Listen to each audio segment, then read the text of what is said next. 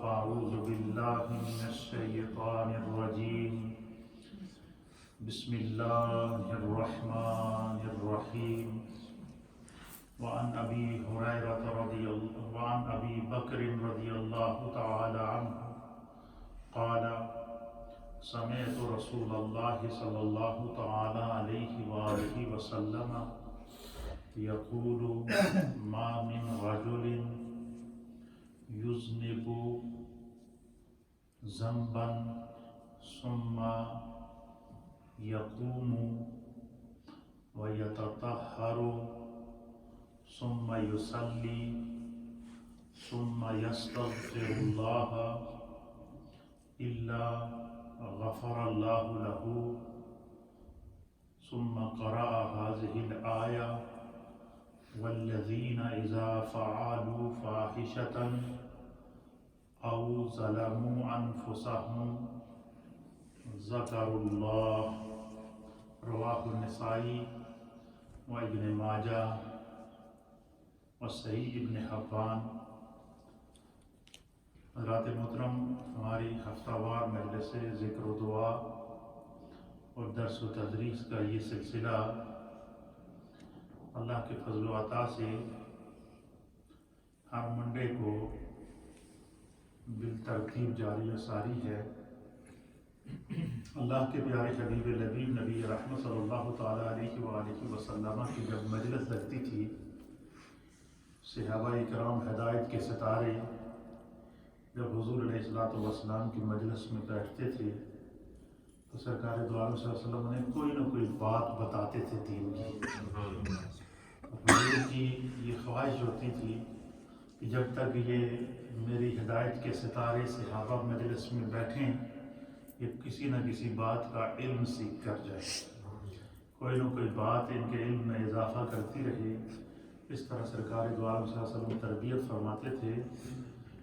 دنیا میں بڑے بڑے فلاسفر، بڑے بڑے محققین، بڑے بڑے مفسرین، بڑے بڑے محدثین گزرے ہیں جنہوں نے کئی جلدوں کے اوپر بڑی بڑی کتابیں لکھی ہیں۔ اللہ کے حبیب علیہ السلام نے ارشاد فرمایا کہ انما العلماء ورثۃ الانبیاء۔ حضور نے فرمایا کہ ایک حدیث میں سرکار نے فرمایا کہ جو انبیاء کرام ہیں یہ دنیا میں کوئی درہم، دنانیر، دولت، مال اس کی وراثت چھوڑ کر نہیں جاتے، کہ جب اس دنیا سے جاتے ہیں تو یہ دنیا میں علم کی وراثت کو چھوڑ کر جاتے ہیں۔ تو اسی وجہ سے اللہ کے حبیب علیہ السلام کے جب بھی صحابہ آپ کے بیٹھتے نا، سرکار ان کے علم میں کسی نہ کسی بات کو سکھاتے تھے، ان کو علم سکھاتے تھے، ہر بات کا ان کو کوئی نہ کوئی تربیت کرتے تھے۔ اور یہی وجہ ہے کہ جب اللہ کے حبیب علیہ السلام کا ظاہری طور پر دنیا سے وصال ہوا، سرکار دو عالم صلی اللہ تعالیٰ علیہ وآلہ وسلم نے اس دنیا پر کم و بیش 1.25 لاکھ صحابہ اکرام، یہ مصطفیٰ کریم کی چلتی پھرتی کتابیں تھیں۔ حتیٰ کہ آج کے دور آپ کو دیکھا، ٹیکنالوجی کا دور ہے، کمپیوٹر کا دور ہے، اور الیکٹرانک اور پرنٹ میڈیا کا دور ہے، سوشل میڈیا کا دور ہے۔ ہر چیز کو کاپی کر لیا جاتا ہے، ورق موجود ہیں، پرنٹنگ کی سہولتیں موجود ہیں۔ اس دور میں کچھ بھی نہیں ہوتی تھی۔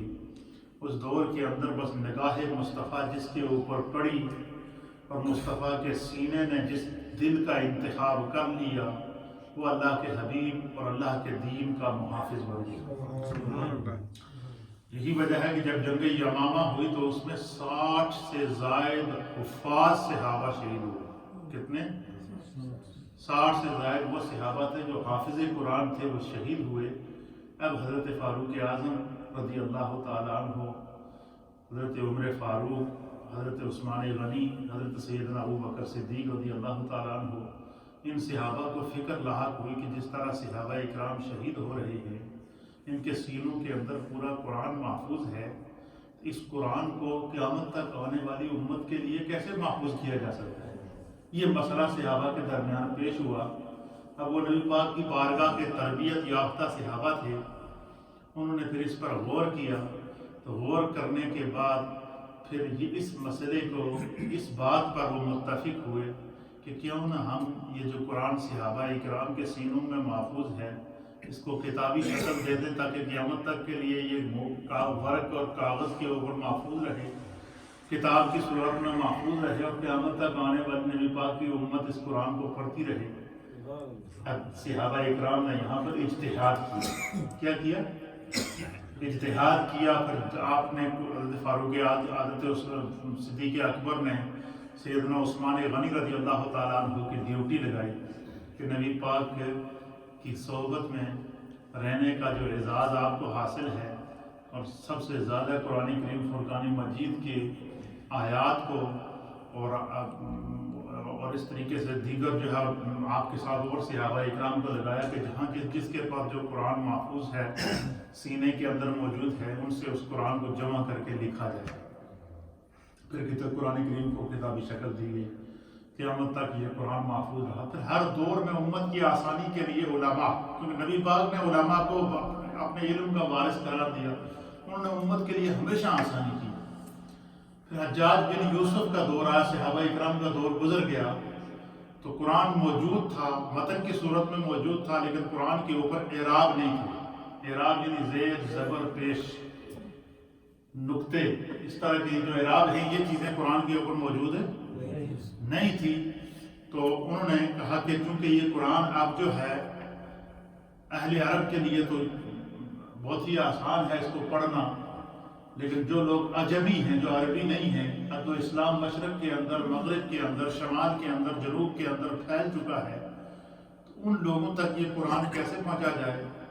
پھر حجاج بن یوسف کے دور کے اندر پھر علماء کو بٹھایا گیا، پھر علماء نے بیٹھ کر اس پر غور کیا، تو انہوں نے عربی گرامر ایجاد کی جس کو ہم صرف اور نحو کہتے ہیں۔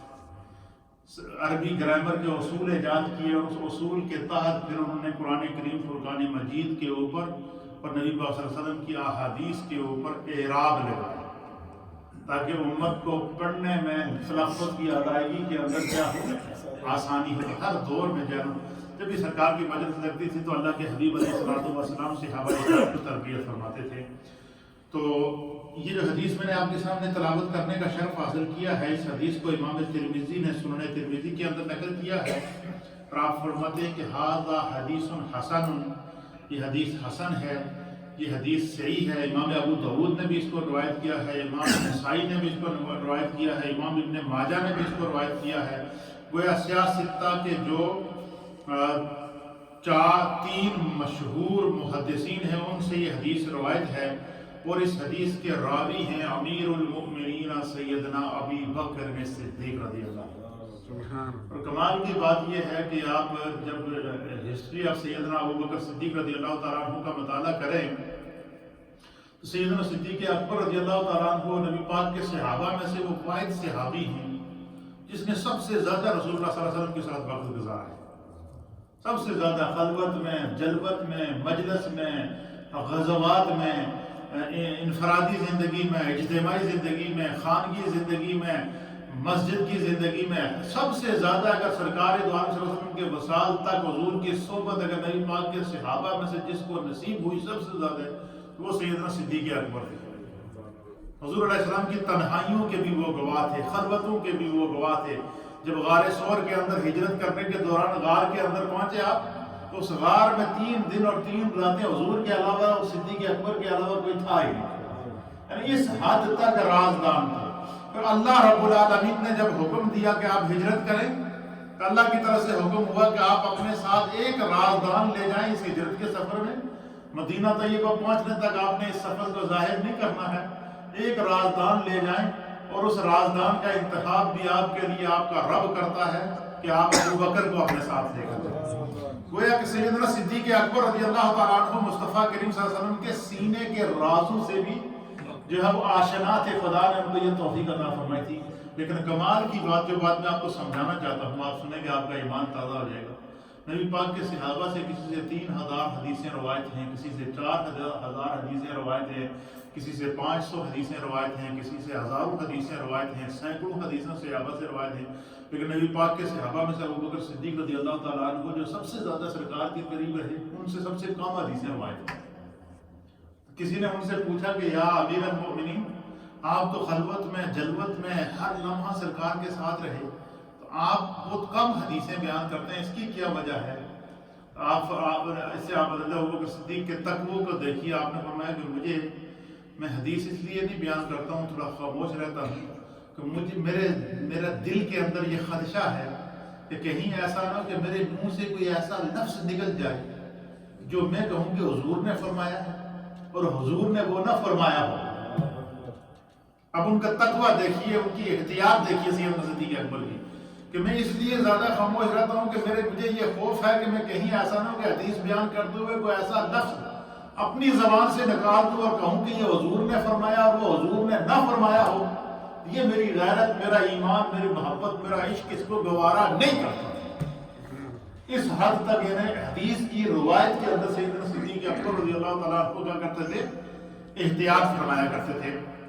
تو یہ جو حدیث میں آپ کے سامنے بیان کرنے والا ہوں، اس حدیث کو سیدنا ابو بکر صدیق نے روایت کی۔ آپ فرماتے ہیں وعن ابی بکر رضی اللہ تعالیٰ عنہ، سیدنا ابو بکر صدیق رضی اللہ تعالیٰ عنہ بیان فرماتے ہیں، آپ فرماتے ہیں قال، سیدنا صدیق اکبر کہتے ہیں کہ سمعت رسول اللہ صلی اللہ تعالی علیہ وآلہ وسلم۔ سیدنا صدیق اکبر فرماتے ہیں کہ یہ جو حدیث میں آپ کے سامنے بیان کر رہا ہوں، اس حدیث کو میں نے براہ راست اپنے کانوں سے سرکار سے کو فرماتے ہوئے سنا ہے، یعنی کسی اور کے ذریعے نہیں، یہ حدیث میں نے خود سنی ہے۔ سیدنا صدیق اکبر کہتے ہیں کہ اللہ کے حبیب علیہ السلام نے، سیدنا صدیق اکبر فرماتے ہیں کہ اللہ کے حبیب علیہ السلام نے فرمایا یقول، کہ سرکار دو عالم صلی اللہ علیہ وسلم کو فرماتے ہوئے میں نے سنا، کیا سنا؟ ما من رجل یذنب ذنبا، حضور علیہ السلام نے فرمایا، سیدنا صدیق اکبر فرماتے ہیں کہ سرکار دو عالم صلی اللہ علیہ وسلم نے فرمایا کہ اگر کسی شخص سے کسی وجہ سے دانستہ یا نادانستہ طور پر یا عمدن یا خطاً یا بے احتیاطی کے طور پر کسی بھی شخص سے کسی بھی طرح کوئی گناہ سرزد ہو جائے، کیا فرماتے ہیں سیدنا صدیق اکبر کے حضور کی مجلس میں نے خود براہ راست سرکار کو فرماتے ہوئے سنا کہ حضور علیہ السلام نے فرمایا کہ اگر کسی شخص سے کوئی گناہ سرزد ہو جائے، کوئی گناہ کسی شخص کے کوئی شخص کوئی گناہ کر بیٹھے، اللہ کے حبیب علیہ السلام نے فرمایا کہ اسے پتہ چل جائے کہ یہ جو میں نے کام کیا ہے یہ گناہ ہے، چاہے وہ صغیرہ گناہ ہے یا کبیرہ گناہ ہے، تو سرکار دو عالم صلی اللہ علیہ وسلم نے فرمایا، سیدنا صدیق اکبر فرماتے کہ حضور علیہ السلام نے فرمایا کہ وہ کیا کرے؟ فَيَتَطَهَّرُ، اس کو چاہیے کہ وہ فوراً اٹھے اور پہلے وضو کرے۔ کیا کرے؟ اگر آپ کے علم میں ہو جائے کہ مجھ سے یہ گناہ سرزد ہو گیا تو اس کی گناہ کی معافی کا سب سے بہترین طریقہ جو اللہ کے حبیب علیہ السلام نے فرمایا، یہ آپ سنیں کہ آپ کا ایمان تازہ ہو جائے گا۔ اور یہ ایسا، اور یہ روایت بھی سیدنا صدیق اکبر سے روایت ہے، آپ اندازہ لگے۔ حضور نے فرمایا کہ جس شخص سے اگر کسی بھی صورت میں کوئی گناہ سرزد ہو جائے اور جب اسے یہ علم ہو جائے کہ یہ جو مجھ سے جو چیز ہوئی ہے یہ گناہ ہے، تو وہ سب سے پہلا عمل کیا کرے؟ فرمایا کہ فَلْيَتَطَهَّرْ، فرمایا کہ فَيَتَطَهَّرْ، سب سے پہلے وہ کیا کرے؟ وضو کرے۔ کیا کرے؟ تازہ وضو کرے۔ وضو کرنے کے بعد ثُمَّ يُصَلِّي، حضور نے فرمایا کہ پھر وہ 2 رکعت نماز صلاۃ التوبہ ادا کرے۔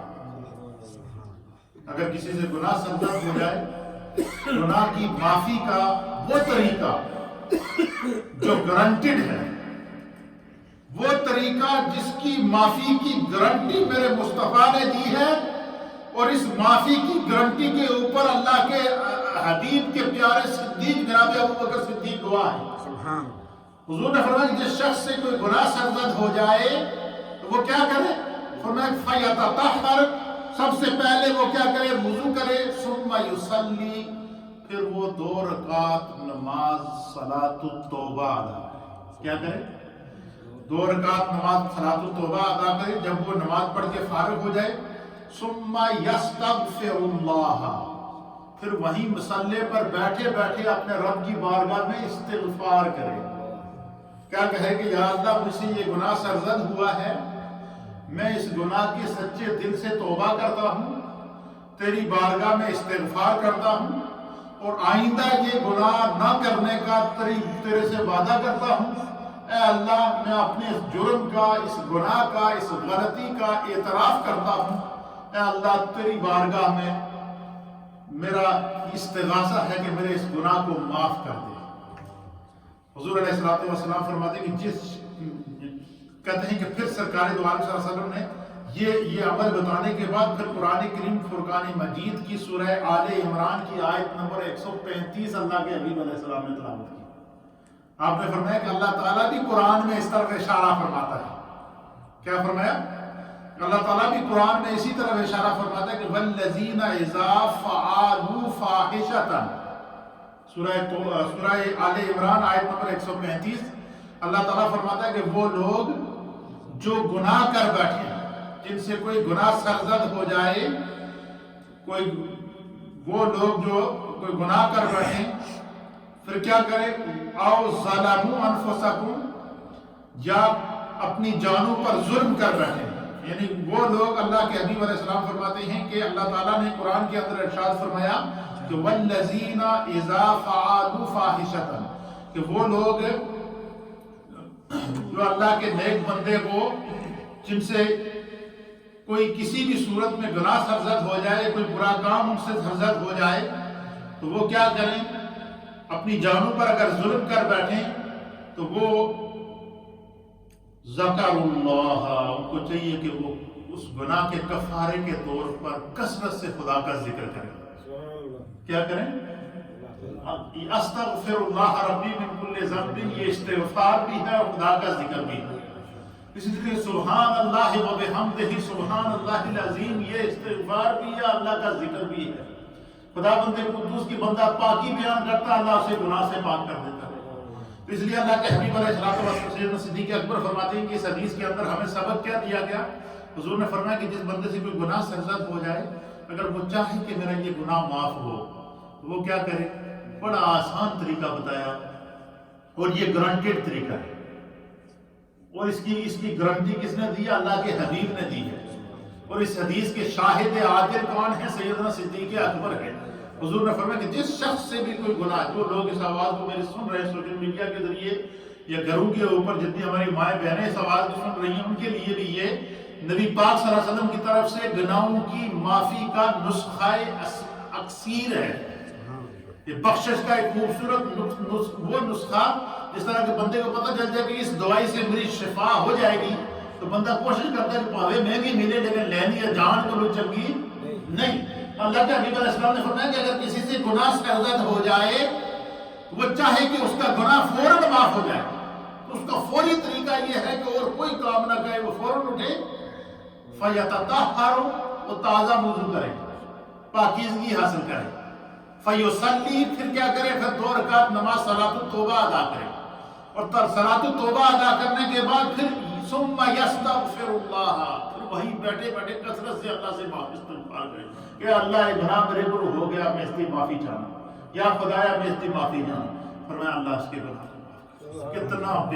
کتنا پیارا وظیفہ ہے گناہوں کی معافی کا وظیفہ، اس سے پیارا بھی کوئی وظیفہ ہو سکتا ہے؟ اس وظیفے کو آپ سب نے یاد رکھنا۔ یہ حدیث مجھے یقین ہے کہ آپ سب کو یاد ہو گئی، کتنی آسان ہے کہ اگر کسی کو گناہ سرزد ہو جائے تو وہ سب سے پہلا عمل کی کرے گی؟ وضو کرے، وضو کرنے کے بعد پھر کی کرے؟ 2 رکعت نماز صلاۃ التوبہ پڑھے، اور صلاۃ التوبہ پڑھ کے جب فارغ ہو جائے تو پھر کی کرے؟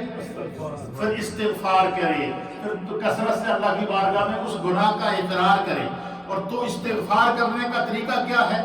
استغفار کرنے کا طریقہ یہ کہ بندہ اللہ سے کہے کہ یا اللہ میں اس گناہ کا اعتراف کرتا ہوں، میں اس گناہ کو مانتا ہوں، میں اس جرم کا اقرار کرتا ہوں، تو میں نے معاف کر دے، تیرے نال وعدہ ہے کہ آئندہ میں اس گناہ کو میں یہ گناہ نہیں کروں۔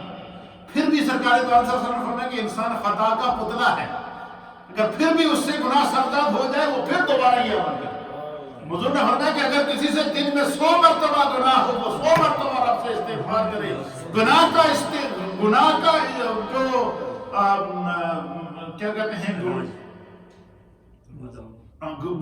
گناہ سے جو ہے وہ گناہ کا کفارہ، گناہ کا جو کفارہ ہے وہ یہ کیا ہے؟ فوراً بندہ اس کے لیے استغفار کرے، اسی وقت استغفار کرے، اسی وقت وہ گناہ دوبارہ نہ کرنے کا ارادہ کر لے۔ اور فرمایا کہ جب بندہ ارادہ کر لے تو اس کی سفیان نے فرمایا کہ اس کی ایک وجہ اور بھی ہے، ایک وجہ یہ بھی ہے کہ جب بندہ فوراً استغفار کر لے تو ہمیں تو کوئی پتہ نہیں کہ ہمارا جو سانس ابھی اندر ہے وہ واپس باہر آئے گا یا کہ نہیں، جو باہر ہے کہ وہ واپس اندر آئے گا یا کہ نہیں۔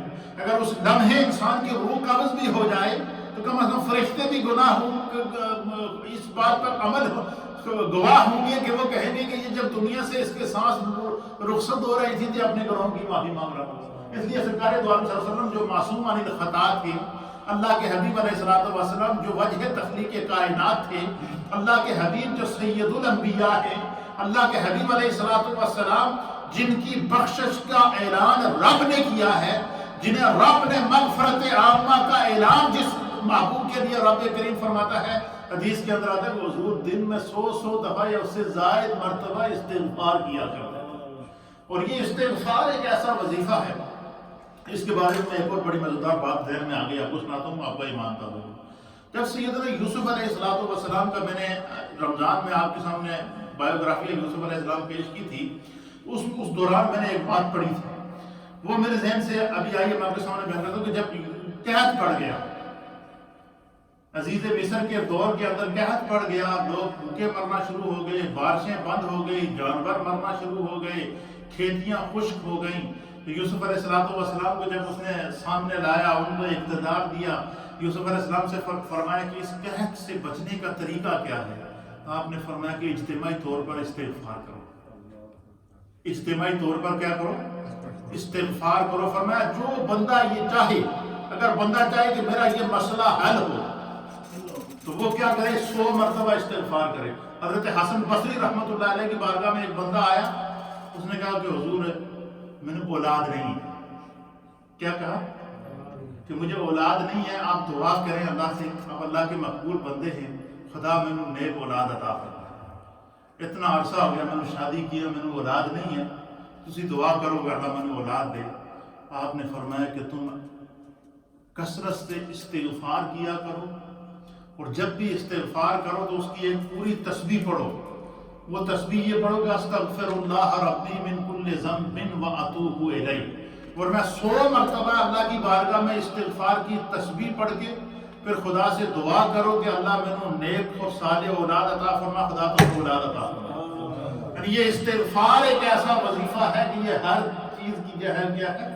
علامت ہے۔ کیونکہ اس حدیث کی تشریح لمبی تھی، اس لیے تھوڑی سی لمبی ہو گئی۔ یہ دوسری حدیث ہے، اس کی تشریح کے اندر اگر میں چلا گیا تو یہ لمبی ہو جائے گی، لہذا دوسری حدیث کو ہم اگلے درس میں بیان کریں گے، وہ بھی اسی سے ریلیٹڈ ہے۔ آج کی حدیث میں ہم نے کیا سبق سیکھا؟ کہ گناہ ہو جائے تو اس کا کفارہ کیا ہے؟ کہ فوراً بندہ وضو کر کے 2 رکعت نماز صلاۃ التوبہ پڑھے۔ توبہ پڑھنے کے بعد اور صوفیاء اکرام کی میں نے زندگیوں کا مطالعہ کیا، اور یہ میرا ایک خاص ٹاپک بھی رہا صوفیاء اکرام کی۔ میں ہسٹری پڑھتا ہوں، ان کے اعمال کو، ان کے جو روزمرہ کے معمولات ہیں اس کا میں مطالعہ باقاعدگی سے کرتا ہوں، تاکہ پتہ چلے کہ اتنے بڑے بڑے اولیاء اللہ گزرے ہیں جن سے خدا اتنا راضی ہے کہ اللہ اگر کسی کو کہہ دے میرا دوست ہے، یار ہم دنیا میں ایک دوسرے کو اگر کہیں کہ تو میرا دوست ہے تو ہمیں کتنا ناز ہوتا ہے، یہ شخص نے میرا دوست کیا ہے۔ کچھ بھی ہو جائے ہم اس کی دوستی کی داد رکھتے ہیں یا نہیں رکھتے ہیں؟ آپ بھائی سے ناراض ہو سکتے ہیں، خاندان سے ناراض ہو سکتے ہیں، لیکن دوست کو تو بندہ ناراض نہیں ہوگا۔ کیوں؟ کہ اس نے یار دوست بنایا۔ مجھے بتائیں کہ اس شخص کا کیا عالم ہوگا جسے خدا کہہ دے میرا دوست ہے۔ یہ جو اولیاء اللہ ہیں ان کو اللہ نے کیا کہا کہ الا ان اولیاء اللہ لا خوف علیہم ولا هم یحزنون، کہ میرے دوست ہیں، ان پر نہ دنیا میں کوئی خوف ہے نہ آخرت میں کوئی خوف ہے۔ اس کے اوپر میں غور کر رہا تھا، مطالعہ کر رہا تھا کہ آخر وہ کون سا عمل ہوتا ہے کہ جس سے اللہ تعالیٰ اپنے ان بندوں سے خوش ہو کر خدا کہتا ہے یہ میرے دوست ہیں۔ اکثر اولیاء اکرام کی سیرتوں کے اندر، ان کی زندگیوں کے اندر، ان کے معمولات روزمرہ کے اندر میں نے یہ بات پڑھی ہے، وہ جب رات کو سوتے ہیں تو وہ سونے سے پہلے کیا کرتے ہیں؟ ہر روز رات کو وہ وضو کرتے ہیں، وضو کرنے کے بعد ہر روز رات کو 2 رکعت صلاۃ التوبہ پڑھتے ہیں۔ توبہ پڑھ کے اللہ سے بارگاہ میں عرض کرتے ہیں کہ یا اللہ آج پورے دن کے اندر، ان 24 گھنٹوں کے اندر مجھ سے دانستہ، نادانستہ، عمدن، خطاً، ظاہر، مستور، جڑا بھی گناہ سرزد ہویا، اے اللہ میں صلاۃ التوبہ پڑھ کے اس کا اقرار کر کے تیری بارگاہ میں پیش کر رہے ہیں کہ اللہ میرے گناہوں کو معاف کر کے میری توبہ کو قبول کر دے، کہ کہ اگر بندے کو رات سوئے ہوئے نیند بھی آ جائے تو وہ اس حالت میں اپنے رب کی بارگاہ میں جائے گا کہ وہ تائب ہے۔ اور فرمایا کہ جو بندہ اپنے گناہوں سے سچی توبہ کرتا ہے، اللہ کے حبیب نے فرمایا کہ التائب من الذنب کمن لا ذنب لہ، کہ جب توبہ کرنے والا سچے دل سے اپنے گناہ سے توبہ کر لیتا ہے، خدا اس کی توبہ کو جب قبول کر لیتا ہے تو کمن لا ذنب لہ، وہ اس طرح ہو جاتا ہے کہ گویا اس نے گناہ کیا ہی نہیں۔ خدا اس کے گناہ کو ریموو کر دیتا ہے، خدا اس کے گناہ کو ڈیلیٹ کر دیتا ہے، اللہ اس کے گناہ کو مٹا دیتا ہے، خدا اس کے گناہ کو دھو دیتا ہے۔